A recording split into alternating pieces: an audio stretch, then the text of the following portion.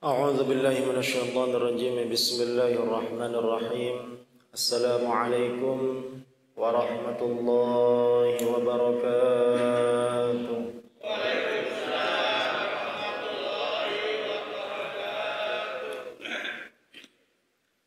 إن الحمد لله نحمده ونستعينه ونستغفره ونعوذ بالله من شرور أنفسنا ومن سيئات أعمالنا من يهده الله فلا مضل له ومن يضلل فلا هادي له أشهد أن لا إله إلا الله وحده لا شريك له وأشهد أن سيدنا ونبينا محمدا عبده ورسوله لا نبي بعده. اللهم صل وسلم وبارك على نبينا ومولانا محمد وعلى آله وصحبه ومن تبع هداهم بإحسان إلى يوم الدين. أما بعد. Jamaah rahmati Allah, alhamdulillah kita bersyukur pada Allah Subhanahu wa taala dibangunkan pagi hari ini masih diberikan nikmat iman Islam dan sehat walafiat. Bisa salat subuh berjamaah dan kembali kita bertatap muka bersua. Sudah 1 tahun kira-kira setahun ya kita nggak ketemu. Subhanallah, kita ketemu lagi masih di dunia. Saya khawatirnya sudah ketemunya nanti di surga. Tapi bukan khawatir, alhamdulillah. Kalau ketemu di surga, alhamdulillah. Jamaah rahmati Allah, pagi hari ini saya diminta untuk mengisi kajian tentang akhlak dan adab dalam bermasyarakat. Pas banget saya lagi nulis materi itu. Jadi saya juga mau ngisi kajian untuk di Papua, tapi Zoom karena nggak kesana. Ini tentang surat Al-Hujurat. Maka insya Allah pagi hari ini kita akan mengupas tentang bagaimana adab dalam bersosial, bermasyarakat dari surat Al-Hujurat. Kita di bulan Ramadan, mudah-mudahan kita semuanya menjadi ahlul Quran. Karena bulan Ramadan adalah bulan Al-Quran. Syahrul Ramadan alladzi unzila fihil Quran. Bulan Ramadan adalah bulan diturunkannya Al-Quran. Hudan linnas. Al-Quran itu untuk petunjuk. Yang namanya petunjuk berarti harus paham isinya. Makanya sekarang kita bahas. Jangan sampai ada di antara kita yang disinggung oleh Allah Subhanahu wa taala dalam surat Muhammad ayat 24, afala yatadabbaruna al-Qur'ana am 'ala qulubin aqfaluha. Mengapa mereka tidak mau memahami isi Al-Quran? Apakah hati mereka terkunci? Jangan sampai kita nggak pernah buka-buka terjemah atau tafsirnya Al-Quran. Minimal ngaji lah. Minimal ngaji tafsir. Kita duduk bareng di sini membahas ayatnya. Dan ini mudah-mudahan dicatat kita tidak termasuk ayat tersebut. Sebenarnya rahmati Allah, zaman sekarang itu mudah banget kita untuk mengakses isi kandungan Al-Quran. Insya Allah hampir dari semua kita punya yang namanya HP smartphone. Tinggal masuk di Play Store, klik tafsir Jalalain bahasa Indonesia. Gratis. Itu simple, tafsir simple. Tafsir Ibnu Katsir bahasa Indonesia. Itu gratis kalau itu jumlahnya banyak. Cuman enak kita bacanya 1 ayat aja puas keterangannya. Tapi ribet. Kadang hadis ini, hadis itu, riwayat ini, riwayat itu. Ada lagi yang lebih simpel lagi, tafsir Kemenag, Kementerian Agama. Ada 2 macam, ada yang panjang, ada yang dibuat simple. Buat orang yang sibuk, bisa baca yang simpelnya. 1 ayat, terjemahnya bagaimana, tafsir simpelnya hanya berapa baris doang. Paling dibaca 2 menit, nggak nyampe kayaknya 1 menit. Kalau kita rutin 1 waktu sholat, habis sholat atau nunggu qomat itu 1 ayat, kita buka HP kita lihat ayatnya, kita baca tafsirnya, oh gini. Insya Allah Sehari 5 ayat, dalam waktu 5 tahun khatam 30 juz. Cukup 5 tahun. Itu sama kayak kita mondok. Dan belum tentu semua orang mondok ngatamin 30 juz tafsir. Karena di pondok bukan cuma belajar tafsir. Semua ilmu dipelajari. Belum pelajaran sekolahnya, jumlahnya sekian belas. Itu lebih ribet lagi orang mondok sebenarnya. Jadi jangan sampai kita nanti dihisab di hari akhir, kita nggak pernah sama sekali buka-buka kandungan Al-Qur'annya, tafsirnya, tadaburnya atau terjemahnya. Kalau sehari 1 ayat saja, sehari 1 ayat. Kalau cuma sehari 1 ayat, itu saya hitung 17 tahun 4 bulan. Khatam 30 juz. Umur kita lebih dari 17 tahun nggak kira-kira? Umur kita kira-kira sampai meninggal lebih dari 17 tahun nggak? Lebih. Jadi nggak ada alasan di hadapan Allah nanti di hari akhir untuk menjawab pertanyaannya, kenapa kamu nggak pahami Al-Quran? Hudan linnas, petunjuk. Wa bayyinatin minal huda wal furqan, dan penjelas mana yang boleh, mana yang tidak boleh, mana yang haram, mana yang halal, mana yang baik, mana yang buruk di Quran. Kalau kita baca terjemahnya doang kadang masih bingung, tapi kalau sudah baca tafsirnya jadi jelas. Oh gitu. Nah makanya mulai sekarang mumpung bulan Ramadan, bulannya Al-Quran, di-download. Terserah mau pakai aplikasi apa, banyak sekarang. Banyak. Ada tafsir wajiz, ada tafsir inilah, apalah. Bahasa Indonesia udah enak. Gak usah ke Gramedia beli buku, ribet bawa-bawa kemana-mana buku. Sekarang semua orang punya ini nih. Mudah banget, subhanallah. Kalau bingung maksudnya apa, tinggal chat Ustadz di sini, insya Allah. DKM-nya banyak punya nomornya Ustadz. Mau nanya, Ustadz si Fulan. Tinggal WhatsApp, insya Allah Ustadznya jawab. Kalau ada yang bingung maksudnya apa. Jadi zaman sekarang sudah dimudahkan semuanya oleh Allah. Tinggal mau menyambut atau tidak hidayah ini. Ini namanya hidayah. Karena hidayah ada 2. Ada hidayah taufik dan ada hidayah irsyad. Selama ini kita kenal hidayah taufik, yang masuk ke hati langsung berubah, langsung pengen menjadi baik, hijrah. Itu namanya hidayah taufik. Tapi hidayah irsyad itu sudah setiap hari Allah hadirkan di hadapan kita. Berupa buku, aplikasi, ustadz ceramah, di YouTube banyak, di kajian-kajian, itu namanya hidayah irsyad. Jadi nggak ada alasan lagi di hadapan Allah nanti, ya Allah saya belum paham karena belum dapat hidayah. Itu hidayah setiap hari ada di depan kita. Kitanya yang nggak nyambut. Kalau kita nggak nyambut, kapan hidayah taufik masuk? Makanya ribuan ilmuwan di barat banyak masuk Islam karena mereka menyambut Al-Quran, pengen tahu isi Quran itu apa. Pas dicek ternyata kok cocok masuk Islam. Itu menyambut hidayah taufik. Itu namanya menyambut hidayah irsyad. Maka hidayah taufik masuk. Kalau kita Al-Quran di rumah nggak pernah dibaca, ya susah kita mau paham ajaran-ajaran Islam itu bagaimana. Jadi sekali lagi konsepnya mudah, tapi mau nggak memulainya, dan yang lebih berat istiqomahnya.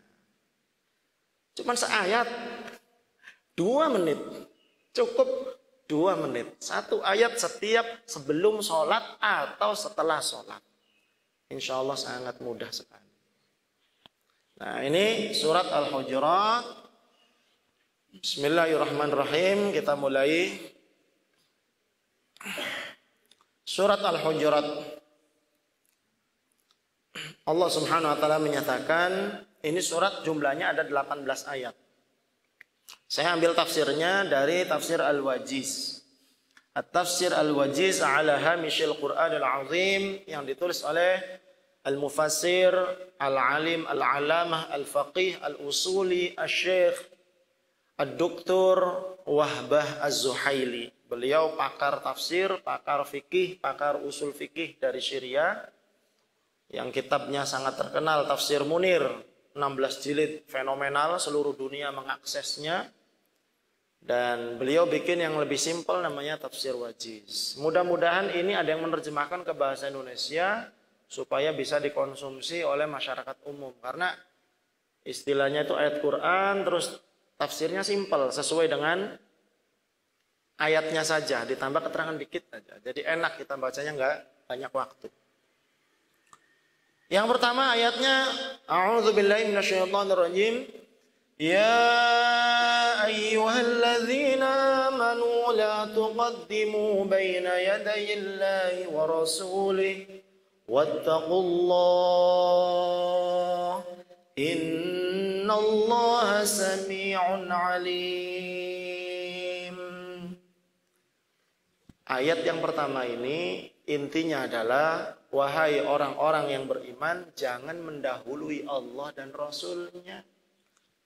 Jangan mendahului Allah dan Rasul-Nya. Kalau Allah dan Rasul-Nya belum memutuskan, jangan buru-buru memutuskan. Ini dulu, di zaman Nabi dulu. Ini yang pertama. Maka di sini para ulama mengambil pelajaran dalam memutuskan hukum apapun, entah ibadah atau muamalah, harus merujuk kepada dalil syariat. Supaya tidak dikatakan jangan mendahului Allah dan Rasul-Nya. Dalil ada yang sifatnya umum, ada yang sifatnya khusus. Yang khusus jelas dikatakan ini hukumnya boleh, ini tidak boleh, itu khusus. Ada juga yang umum, pakai dalil-dalil umum. Ngadain kajian habis subuh kayak gini, ada nggak dalilnya? Nggak ada secara khusus, tapi ada secara umum. Yaitu anjuran untuk mencari ilmu. Umum. Ayat yang kedua. Ya ayyuhalladzina amanu la tarfa'u aswatakum fawqa sawtin nabiyyi wa la tajharu lahu bil qawli kajahri ba'dikum li ba'din an tahbata a'malukum wa antum la tash'urun. Wahai orang-orang yang beriman, jangan mengeraskan suara kalian di atas suaranya Nabi. Dulu ada yang teriak-teriak, ngomongnya kenceng, maka ditegur oleh Allah Subhanahu wa taala, jangan bersuara melebihi nada suaranya Rasulullah. Itu nggak sopan. Kayak ngomongnya barbar, asal ceplak-ceplak, ngomong keras. Maka ayat ini mengajarkan kepada kita beradab kepada Nabi dan warathatul anbiya, pewaris para Nabi, para sahabat, tabi'in, tabi'in, para ulama hingga akhir zaman. Tafsirnya begitu. Adab sama orang yang mewarisi ilmunya Nabi, yaitu para ulama dan juga Rasulullah SAW. Jangan berbicara keras sebagaimana kalian berbicara dengan sesama kalian. Karena apa? Khawatir sebagian amalan kalian hangus pahalanya. Ini ayat menjelaskan seperti itu. Antahbata a'malukum wa antum la tash'urun. Kamu tidak sadar kalau sebagian amal perbuatannya hangus, nggak ada pahalanya. Karena tidak beradab. Jadi adab juga kadang berpengaruh kepada nilai dari amaliyah kita, ibadah kita. Ayat yang ketiga. Innal ladzina yaghudduna aswatahum 'inda Rasulillahi ulaika alladzina imtahana Allahu qulubahum littaqwa lahum maghfiratun wa ajrun 'azim. Sesungguhnya orang yang memelankan suaranya dipelankan di hadapan Rasulullah sallallahu alaihi wasallam, mereka itulah orang-orang yang bertakwa, mendapatkan ampunan dan pahala yang agung. Jadi gaya ngomong sama guru, sama ulama, dan di sini contohkan adalah dengan Rasulullah SAW itu gayanya gaya ngomong pelan, lembut, santai, bukan asal ngomong ketok sama teman. Ini adab. Makanya surat Al-Hujurat ini tentang masalah adab. Kenapa disebut surat Al-Hujurat? Dalam kitab Awwalu ma atadabbarul Quran disebut surat Al-Hujurat berasal dari kata hujurat, itu adalah kamar-kamar istri Nabi. Kamar-kamar istri Nabi. Jadi istrinya Rasulullah kan ada banyak tuh. Masing-masing dikasih kamar. Di samping Masjid Nabawi. Ada orang yang datang pengen nemui Rasulullah SAW, teriak-teriak. Sambil teriak-teriak dan nyebutnya juga nggak sopan. Nanti disinggung di ayat berikutnya. Nyebutnya langsung, Muhammad. Kayak sama temen aja. Turunlah surat Al-Hujurat ini. Orang yang memanggil-manggil dengan suara keras, nyebut namanya saja tanpa ada penghormatan, di luar dari belakang kamarnya istri-istri Rasulullah Sallallahu Alaihi Wasallam, di balik kamar istri Rasul Sallallahu Alaihi Wasallam. Ini termasuk tindakan tidak sopan.